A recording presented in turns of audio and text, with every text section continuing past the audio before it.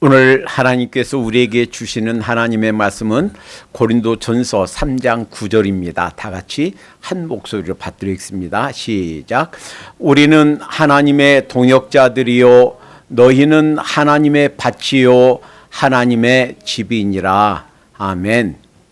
예수 그리스도께서는 지금도 살아 계셔서 하늘에서 이 우주 만물 그리고 모든 우리 인간의 생사화복을 쥐고 통치하고 계신 줄로 믿습니다. 예수님이 하늘나라로 가시기 직전 그렇게 말씀하셨어요. 마태복음 28장 18절에 하늘과 땅의 모든 권세를 내게 주셨으니 하늘과 땅, 즉 보이지 않는 영계와 보이는 모든 우주 만물을 누가? 예수님이 다스리고 계신 줄로 믿습니다. 히브리서에서는 이렇게 표현합니다. 히브리서 1장 4절 이는 하나님의 영광의 광채시요 예수 그리스도가 하나님의 영광의 광채시고 또 그 본체의 형상이시라. 하나님은 보이지가 않아요. 우리가 만질 수도 없고 보이지가 않은데 보이지 않는 하나님을 우리가 볼 수 있도록 나타나신 분, 형상으로 나타나신 분, 그분이 바로 예수 그리스도다라는 거예요. 그의 능력과 말씀으로, 예수님의 능력과 말씀으로 만물을 붙드시며, 왜 태양과 지구가 더 가까이 가지도 않고 더 멀어지지도 않고 정확한 궤도를 지금 돌고 있는가? 왜 달과 지구가 그 궤도를 벗어나지 않고 정확한 궤도로 돌고 있는가? 만약에 달이 지구와 조금 더 멀어지고 아니면 조금 더 가까워지면 지금 조수간만의 차이가 엉망이 됩니다. 지금 요 지점까지만 물이 오고 더 이상 안 오게 되는 거. 그리고 저 멀리서 그치지 않고 매번 오던 곳까지 딱 오는 거. 이것은 이 달이 지구를 돌면서 정확한 궤도를 운영하고 있기 때문이에요. 이 모든 궤도를 자기가 벗어나지 않고 궤도를 벗어나지 않고 운행되는 것, 이것은 저절로가 아니라 누가? 예수님이 그 힘과 능력으로 붙들고 계시기 때문인 줄로 믿습니다. 이것이 히브리서 1장 4절의 말씀이에요. 그리고 죄를 정결케 하시는 일을 하시고, 그러니까 우리 인간이 죄가 용서받는 거 주님이 그 일을 하고 계시기 때문이에요. 그리고 높은 곳에 계신 우염에, 즉 하나님 보좌의 우편에 앉아 계신 줄로 믿습니다. 자, 여기서 질문 드리겠습니다. 예수님이 지금도 살아 계셔서 하나님의 우편에서 이 우주 만물과 우리 인간의 모든 생사화복을 통치하고 계신데, 이 통치는 우리 예수님 혹은 하나님 혼자만 하는 일인가? 아니면 여러분과 저 우리 인간들도 그 통치에 참여하는가? 어때요? 우리 인간이 참여할까요? 안 할까요? 자, 예수님이 지금도 우주 만물 그리고 우리 인간을 다스리시고 통치하시는데, 여러분과 제가, 우리 믿는 사람이 그 통치에 참여하는가 안 하는가, 이것에 대한 답. 통치 안 한다면 거기에 예수님의 통치, 예수님이 하시는 일, 이 천국, 하나님 나라, 여기에 우리가 관여를 못한다면, 관여하지 않는다면 왜 그런가? 만약에 관여한다면 어떤 방식으로 어떻게 관여하고 있는가? 이것이 오늘 말씀, 오늘 설교의 핵심 포인트입니다. 우선 in what, 이것이 무언가? 하나님의 통치, 그리고 이 하늘나라, 그리고 천국에 관여한다는 것이 무슨 의미인가? 이것부터 in what, 무엇인가? 이것을부터 먼저 상고합니다. 흔히 하나님의 절대 주권을 강조하는 사람들은 그렇게 말해요. 하나님의 뜻, 하나님의 원하시는 계획은 인간이 어떻게 반응하든, 인간이 어떤 결정을 내리고 어떤 말하고 어떤 행동하고 인간이 어떻게 반응하든 상관없이 하나님의 뜻은 그냥 이루어진다. 그러니까 인간이 하는 어떤 말이나 행동이 하나님의 의사결정에 하나도 영향을 미치지 않는다 라고 주장하는 사람들이 있습니다. 특히 이단이 아닌 복음주의 내, 개신교 복음주의 내에서도 이렇게 주장하는 사람들이 많이 있습니다. 그 주장이 일부 어떤 면에서는 맞습니다. 예를 들어 볼까요? 예수님이 구약에서부터 여러 번 우리 인류 구원을 위한 계획을 직간접적으로 말씀하셨고, 그리고 그 계획, 예언을 성취하기 위해서 예수님이 세상에 오셨습니다. 그런데 예수님이 딱 왔을 때, 이 지상에 왔을 때 보이지 않는 세력, 보이는 세력, 많은 세력들이 그 예수님께 반대했고 예수님이 계획을 막으려고 방해를 했습니다. 예를 들면 평소에는 사두개인과 바리새인들이 아주 원수처럼 지냈어요. 이들과 헤롯 땅, 헤롯 왕으로 다스리던 헤롯 땅들 서로 아주 미워하고 반목했습니다. 열심당원도 마찬가지, 로마인들도 마찬가지, 유대인 제사장들과 서기관들도 마찬가지, 서로가 다 서로 미워하고 반목하고 서로 관계가 아주 안 좋았어요. 그런데 예수님을 반대하고 예수님을 십자가에 못 박아 죽이는 데에는 이 모든 세력들이 다 한 통속이 됐습니다. 모두 다가 연합해서 하나가 되어서 예수님을 핍박했고 십자가에 못 박았습니다. 사탄은 예수님만 죽이면, 예수님만 처형하면 하나님의 구원 계획은 무산될 걸로 생각했습니다. 그러나 이 비밀은 세상 아무도 생각하지 못했습니다. 이들이 예수님을 십자가 못 박아 죽이고 처형함으로 하나님의 구원 계획을 무산시키려고 했지만 그 일을 통해서 하나님께서는 우리 인간의 구원 길을 만드셨습니다. 요한복음 1장 29절에 침례 요한이 보라 세상 죄를 지고 가는 하나님의 어린 양이로다 그랬어요.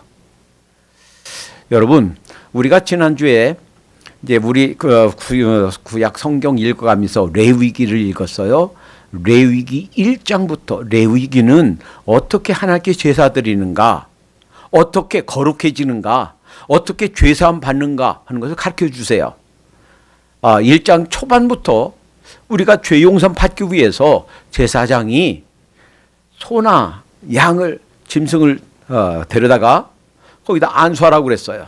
안수하면 제사장 자신의 죄도 혹은 백성들의 죄도 안수하면 그 짐승에게 죄가 전가됩니다. 그리고 죽여서 그 피로 제사 드려요. 그러면 이 죄인인 제사장이든 백성이든 우리 자신들의 죄가 짐승에게 전가돼서 내 대신 죽는 거예요. 자, 예수님에게 이제 침례 요한이 오니까 이렇게 얘기했어요. 제가 당신께 침례를 받아야 되는데 저한테 오십니까? 예수님이 뭐라고 하셨나요?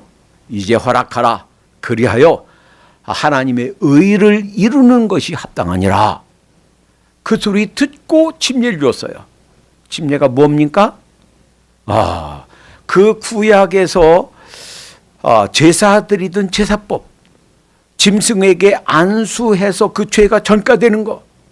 여러분, 이 모세가 1446년 BC 주전 1446년에 출애굽한 이후로 약 1400년간 이스라엘이 그 민족적인 행사로 이 제사를 행했어요.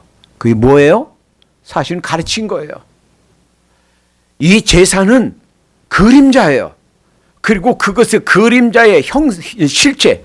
자, 햇빛이 있어요. 자, 여기 뒤에 그림자 생기죠.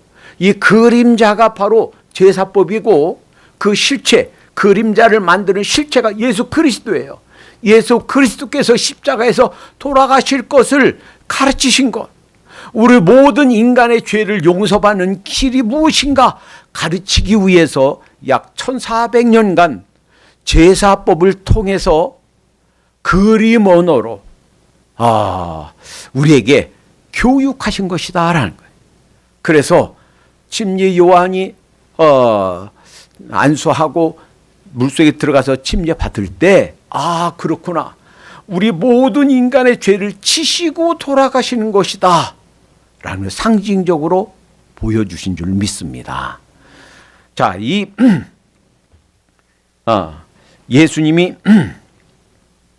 십자가에서 돌아가심으로 결국은 아무도 생각하지 못했던 하나님께서 인류 구원 계획을 이제 완성하신 거예요. 그러니까 누가 사두개인들, 바리새인들, 열심당원들, 헤롯당들 그 누가 방해하려고 하고 심지어는 유다가 예수님을 팔아먹고 누가 막으려고 해도 결국은 하나님의 구원 계획은 이루어져요. 자, 그러니까 하나님의 절대 주권, 인간이 어떻게 방해를 해도 하나님의 구원 계획, 하나님의 뜻은 이루어진다 하는 말이 어떤 면에서는 맞습니다. 그러면 하나님께서 우리 인간을 대하시고 우리 인간의 인류 역사를 진행하시는 과정에서 모든 경우에 다 이런 식으로 하나님의 절대 주권만 역사하는가? 인간의 말과 행실, 우리의 반응은 전혀 하나님이 인류 역사를 진행하시는데 영향을 미치지 않는가? 그건 아니에요. 절대적인 하나님의 뜻이 있습니다. 그러나 하나님께서 인류 역사를 진행해 가시는 방식은 우리 인간이 그 하늘나라 주님의 일, 우리 인류 역사 여기에 관여할 수 있도록 관여하는 방식으로 인류 역사를 이루어 가신다 하는 것을 성경에서 보여주십니다. 자, 예를 들어 볼까요? 창세기 18장에 보면 하나님께서 아브라함에게 소돔과 고모라를 멸망시키실 것을 보여주십니다. 말씀하십니다. 그때 아브라함이 하나님께 기도하지요. 어떤 면에서는 협상하는 거예요. 단판 짓는 거예요. 하나님, 만약에 그 소돔과 고모라에 50명의 의인이 있으면 그들도 저 죄인들과 함께 멸망시킬 겁니까? 그래? 50명? 그러면 내가 멸망 안 시키지. 자, 그 다음에 여러분이 알아요. 50명이었다. 그 다음에 45명이었다. 그 다음에 40명, 30명, 20명, 10명. 6번. 네고시에이션. 협상한 거예요. 그러니까 마지막으로 10명. 아마 아브라함 생각에 이렇게 생각했을지 몰라요. 롯이 있지. 적어도 지 안에는 본어게나 크리스천 만들었을 거야. 그 딸들이 있지. 또 그 사위들 있지. 적어도 얘네들만큼은 본어게한 중생한 크리스천들 만들었을 거야. 그리고 가장 친한 누구 친구 한 명쯤, 한두 명쯤 대충 이렇게 하면 10명은 되지 않을까? 여기에서 한 10명 마지막으로 단판 지었는지 모르겠어요. 결국은 어떻게 됐어요? 그 10명이 없어서 망했죠. 소돔과 고모라 하늘에서 유황불이 떨어져 도시가 다 불타고 말았습니다. 여기에서 무엇을 보여줍니까? 하나님 뜻만 있고 전혀 우리 인간의 반응은 무시하는가? 아니에요. 만약에 이 아브라함이 게스했던 대로 10명이 있었으면 망하지 않았을 거예요. 그러니까 하나님께서 어느 도시를 망하게 하는가 안 하는가에 이 아브라함의 뜻이, 아브라함의 간청이 거기에 관여했다 하는 거예요. 여러 예가 있지만 또 한 경우, 민수기 13장 14장은 이스라엘 사람들이 가나안을 정탐한 것이 나옵니다. 출애굽기, 레위기, 민수기에는 안 나오는데 신명기에는 나와요. 그리고 많은 사람들이 이걸 잘 몰라요. 원래 하나님께서는 정탐하지 말고 그냥 가서 취해라 그랬어요. 물론 이것은 인간의 전쟁 방식은 아니에요. 전쟁하려면 어떻게 해야 돼요? 전쟁 쳐들어가는 나라도 그렇고 그 다음에 방어하는 나라도 그렇고 간첩을 보내요. 그래서 그 나라를 정탐하고 다 지리 알고 어디쯤에 가면 성이 있고 어디 가면 무기고가 있고 다 이런 것을 알고 계획을 세우고 침략해요.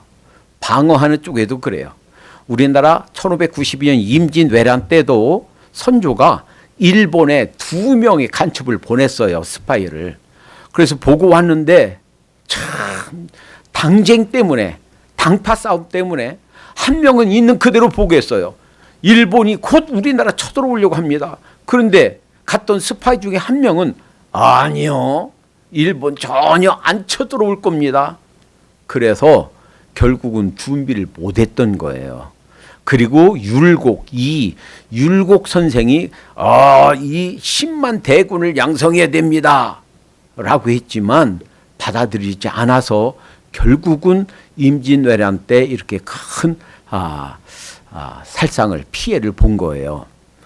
하나님께서는 그 정탐할 거 없이 그냥 그 정탐 하는 거 없이 그냥 가라는 거예요.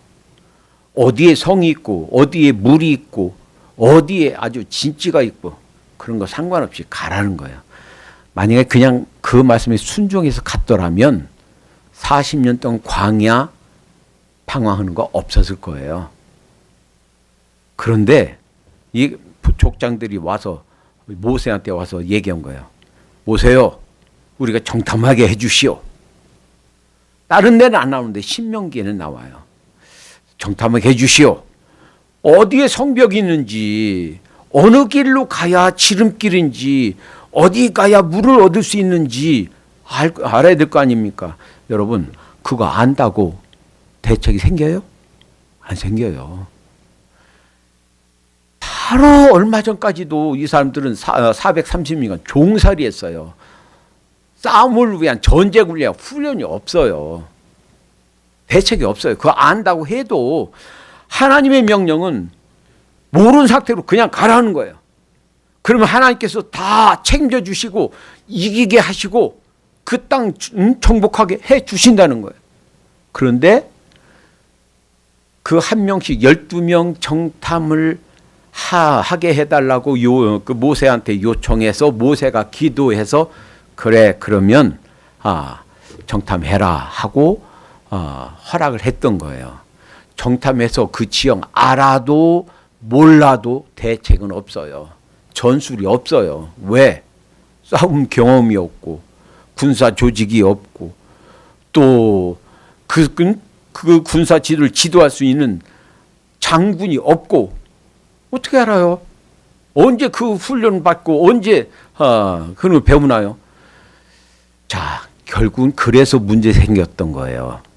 그리고 12명 중에서 10명은 있는 그대로 보고했고 2명만, 여호수아 갈렙만 아니다. 그 문제보다 더 큰 것은 하나님이다. 하나님이 우리와 함께 하시면 저들은 우리의 밥이다. 두려워 말자. 그냥 가자. 그래서 그 2명만 살아남은 거예요. 그런데요, 이들의 보고를 듣고 전 이스라엘 사람들이 소리 지르면서 모세와 아론을 원망했습니다.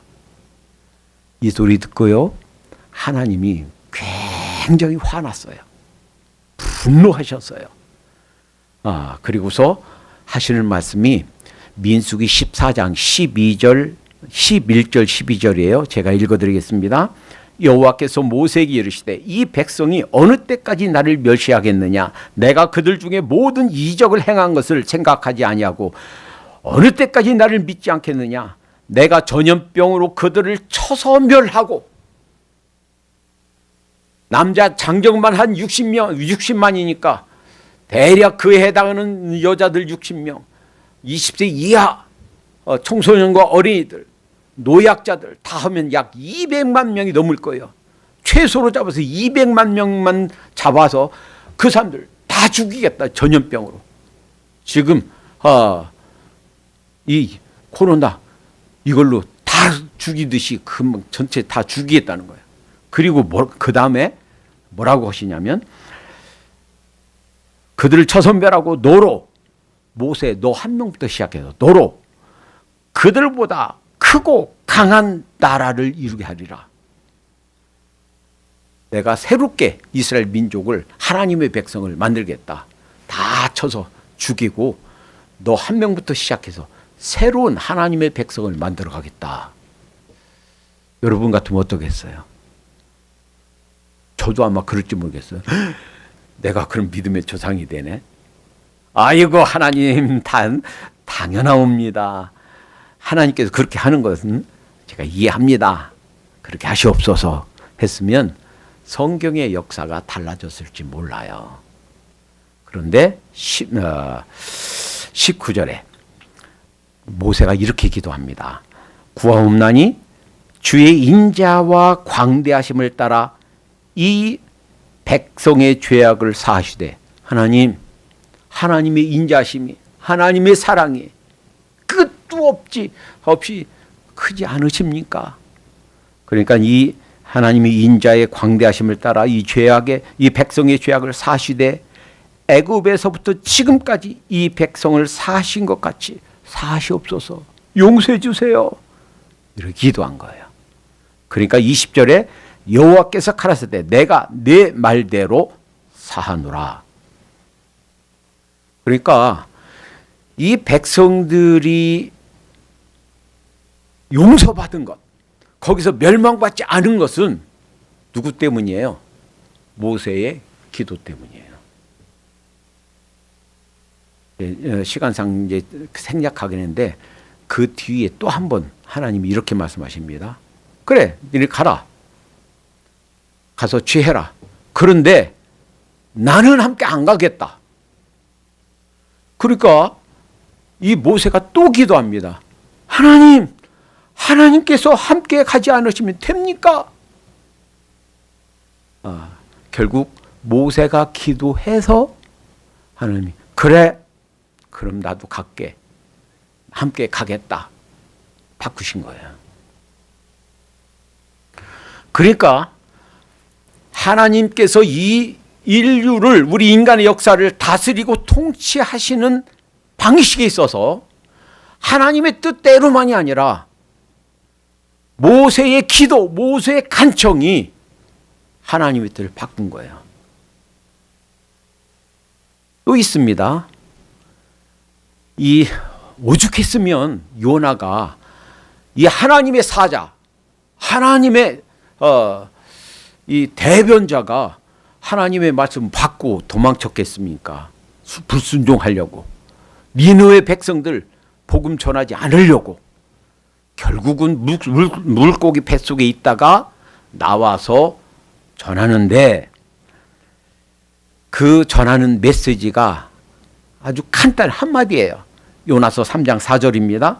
요나가 그 성에 들어가며 곧 하룻길을 행하여 외쳐가로되 40일이 지나면 니느웨가 무너지리라 하였더니 40일 후에 니네 다 망한다. 이게 설교 다예요. 메시지 다예요. 사실 설교 같지 않은 설교지요. 그런데 그 소리 듣고, 그 한마디 듣고 왕부터 신하들, 장관들, 모든 지방 구국 공무원들까지, 모든 백성들까지, 짐승들까지 옷을 벗고 왕 스스로 왕 제복을 딱 벗고 베옷 입고 제에 앉아서 자 금식해라, 다 금식하면서 기도합니다. 8절에 보면 3장 8절 사람이든지 짐승이든지 다 굵은 베옷을 입을 것이요 힘써 여호와께 부르짖을 것이며 누가 하는 거예요? 이방 사람들이, 이방 나라 니느웨 왕부터 이방 나라 사람들이 하나님께 여호와께 부르짖으란 거예요. 각기 악한 길과 손으로 행한 강포에서 떠날 것이라. 니네 잘못하고 있던 거, 죄 짓고 있던 거, 거짓말과 또 속임수 쓰던 거, 그 모든 잘못 딱 내려놔라. 악에서 떠나라. 하나님 앞에 회개할 뿐만 아니라 잘못 행하던 거 다 그치라고 왕이 명령을 내립니다.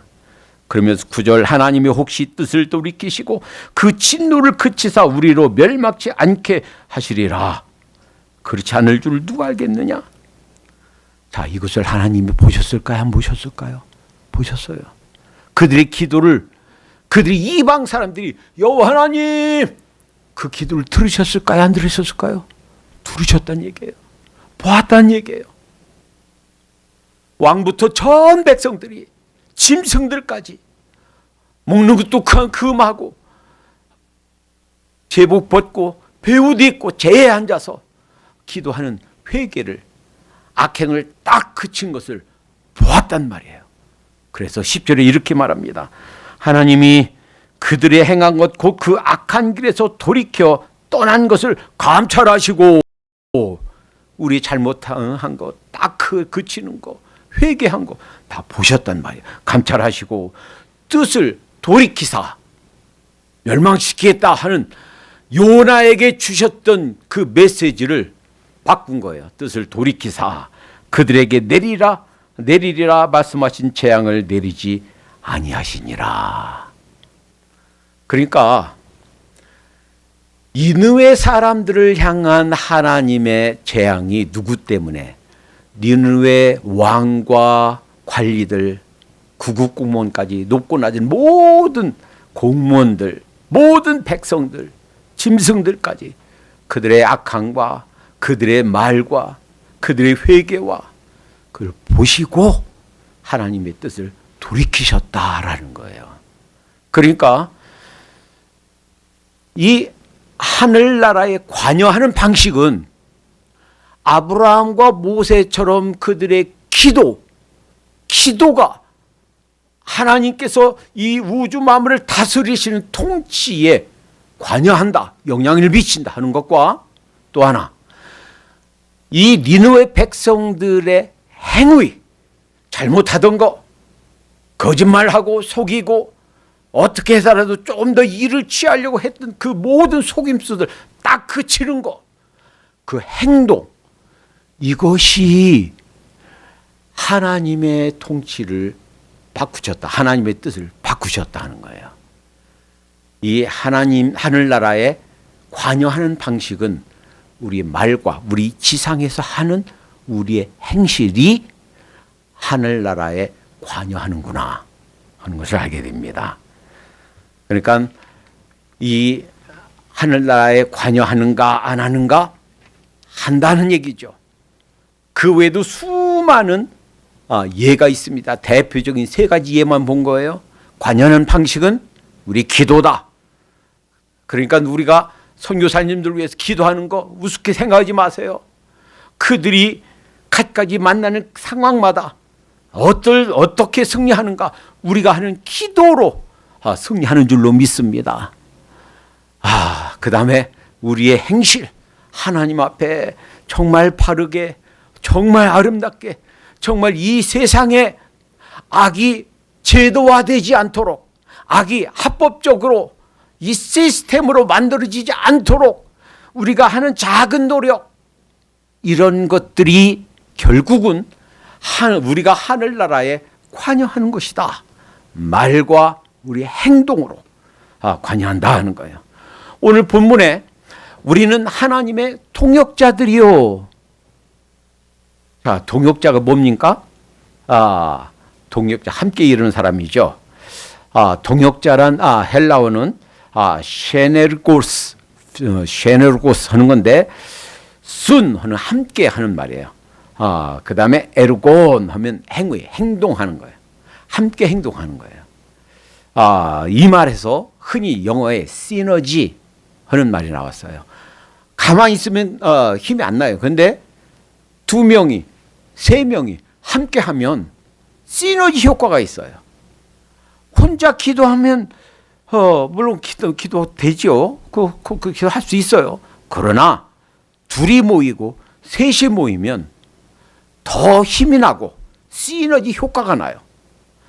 하나님께서 일하시는데 어떻게 일하시는가? 여러분과 저를 동역자로 부르셔서 동역을 하신단 말이에요.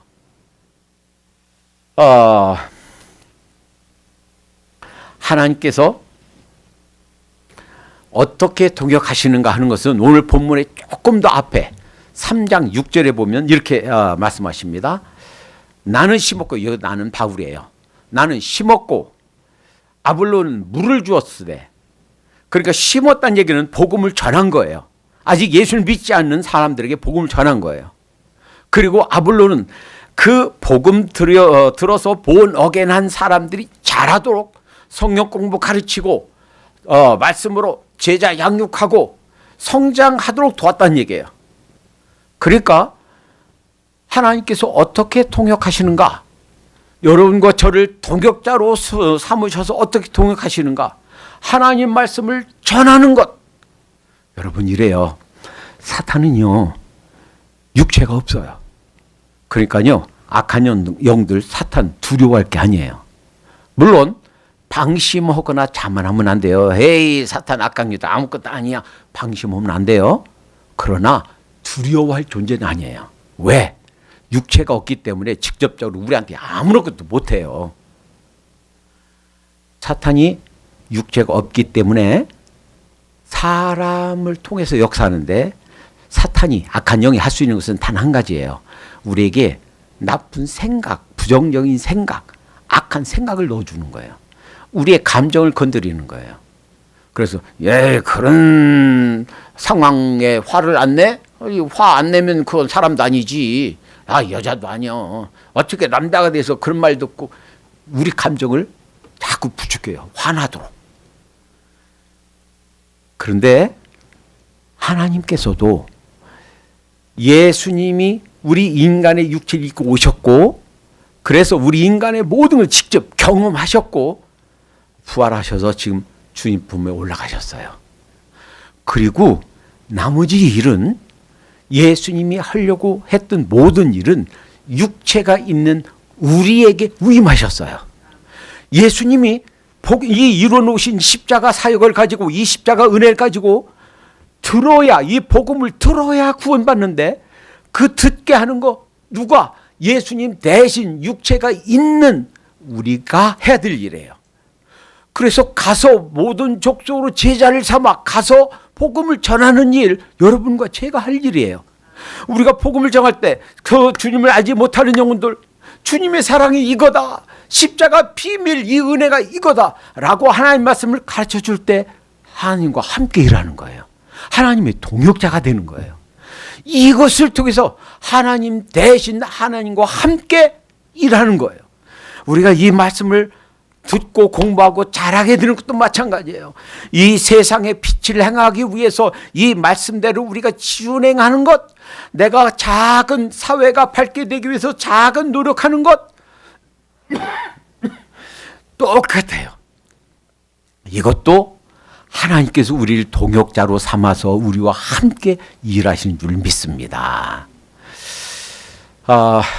이거는요, 그러니까 이런 기도하는 거, 우리가 하나님 말씀을 순종하는 것, 복음을 전하는 것, 이 말씀을 가르치는 것, 아직 믿지 않은 내 자녀들에게 혹은 주위 친구들에게, 주위 사람들에게 이 말씀으로 양육하는 것, 이 사회가 더 밝아지도록, 더 선으로 가도록 하나님을 잘 믿는 그런 분위기가 만들어지도록 기여하는 것, 그런 우리 자신이 그렇게 거기에 헌신할 때 하나님께서 나를 통해서 일하시는 거예요. 이것은요, 그냥 가만히 하늘나라 일에 관여하는 것은 저절로 되지 않습니다. 여러분 다 본어겐 하셨죠? 예수님을 만나서 예수님을 구세주로 모셔드려서 구원 받으셨죠? 참 감사합니다. 굉장히 큰 일이에요. 대단한 일이에요.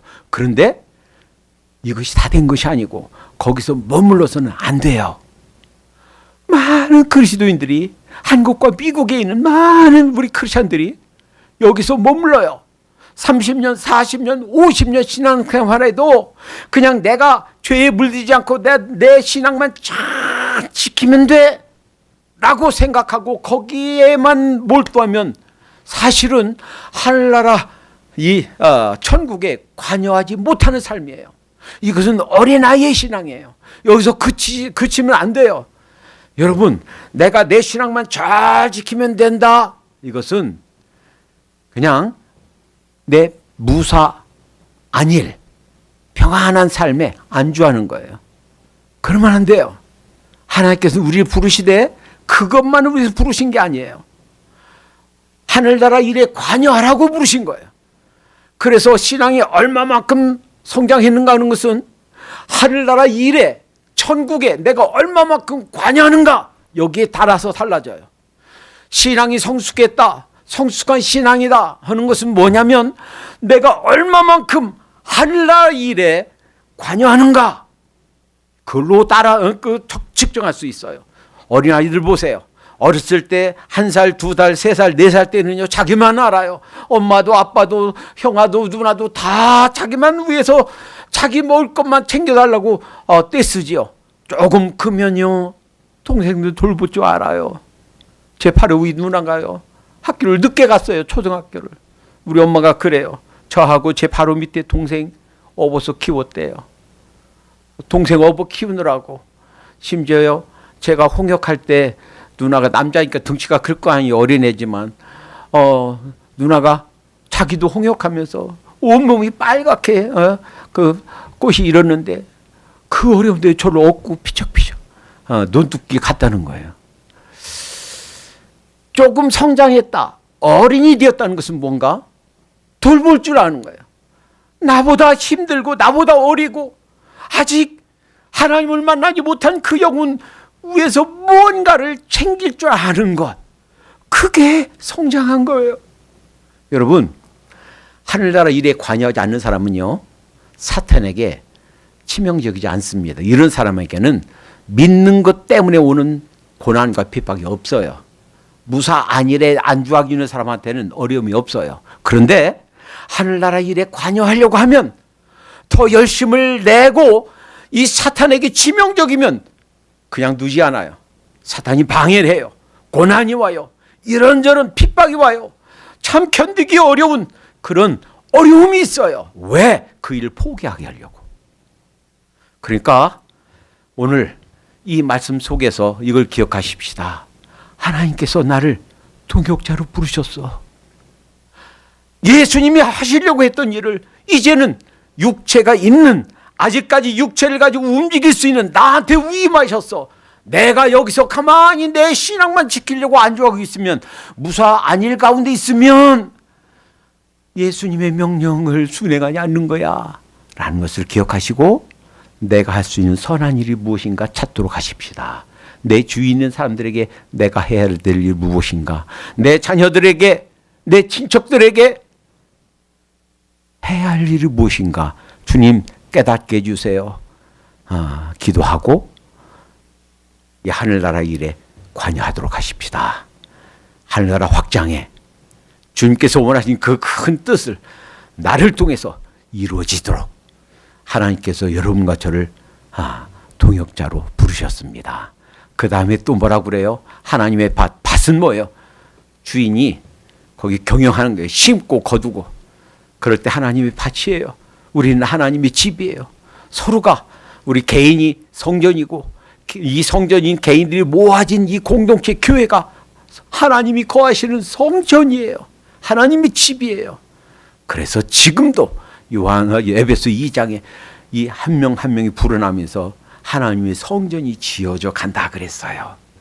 하나님께서 나를 동역자로 부르셨는데 이 동역자로서 하나님을 대신해서 육체가 있는 내가 대신해서 해야 될 일이 무엇인가 깨우쳐 주시고 깨닫게 해주시는 대로 순종하도록 하십시다. 기도합니다. 사랑해 주님 감사합니다.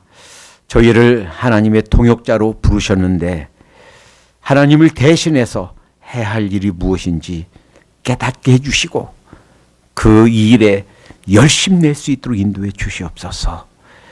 복음을 드려야 될 영혼들에게 하나님 주저하지 말고 쫓아가서 복음 전하게 하시고 열심을 잃어버리고 주저앉은 영혼들 발견되면 주저 말고 찾아가서 이 말씀으로 격려하고 일으켜 세울 수 있도록 인도해 주시옵소서. 그리하여 주님께서 저희를 부르실 때에 부끄러움이 없이 주님 앞에 설 수 있도록